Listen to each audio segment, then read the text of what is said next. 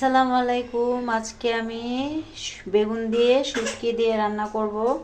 দেখুন কিভাবে রান্না করি। এই রান্নাটা অসম্ভব খেতে মজা।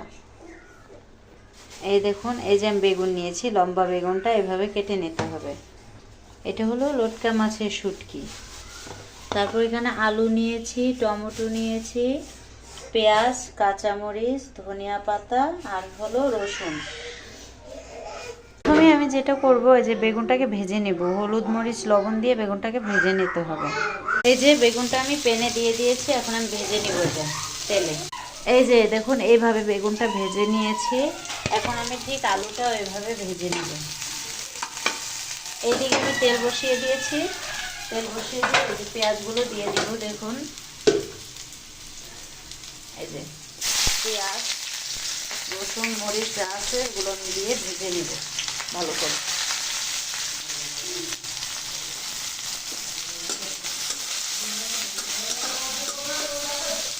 আমার ভাজা হয়ে গেছে, পানি দিয়ে দিচ্ছি। এখন আমি হলুদ মরিচ, ধনিয়া গুঁড়া, লবণ এগুলো সব দিয়ে ফেলবো। যে পরিমাণ মতো হলুদ মরিচ লবণ ধনিয়া গুঁড়া এগুলো সব দিয়ে দিয়েছি। এখন এটা ভালো করে কষিয়ে নিলাম। এখন এই যে লটকা শুটকিগুলো দিয়ে দিচ্ছি। এগুলো একটু কষিয়ে নিব। যে টমেটোগুলো দিয়ে দিয়েছি এগুলো ভালো করে এখন কষিয়ে নিব, ভেজে নিব। দেখুন কষানো শেষ, এখন বেগুনগুলো দিয়ে দিচ্ছি। ভেজে রেখেছিলাম বেগুন আলু, এগুলো দিয়ে যে ভালো করে নেড়ে চেড়ে নিচ্ছি। এটা এখন ভালো করে একটু কষিয়ে নিব। আবার হয়ে গেছে, এখন ধনিয়া পাতা দিয়ে দিচ্ছি। ধনিয়া পাতা দিয়ে আমি নামিয়ে নেব।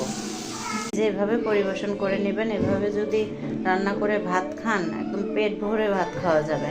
শুটকিটা এভাবে রান্না করতে হয়। এখানে আমি আরেকটা ভর্তা বানাচ্ছি। এটা হলো টমেটো ভর্তা আলু দিয়ে। কেননা টমেটোটা শুধু ভর্তা বানালে পানি পানি হয়ে যায়। আলুটা ভেজে এভাবে যদি ভর্তাটা বানান তাহলে আর পানি পানি হবে না, খেতে অনেক মজা হয়।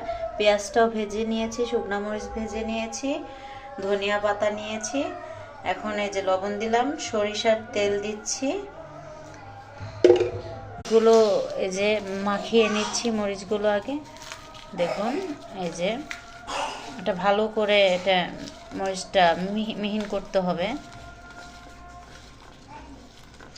এভাবে মরিচটা করার পর, মেখে নেওয়ার পর, এই যে পেঁয়াজটা তারপর হলো ধনিয়া পাতাটা একসাথে নিয়ে মেখে নিচ্ছি। মাখিয়ে এটা এক সাইডে রেখে দিচ্ছি। আমি রেখে দিয়ে আলুটা ভালো করে মেখে নিব, না হলে আস্তে আস্তে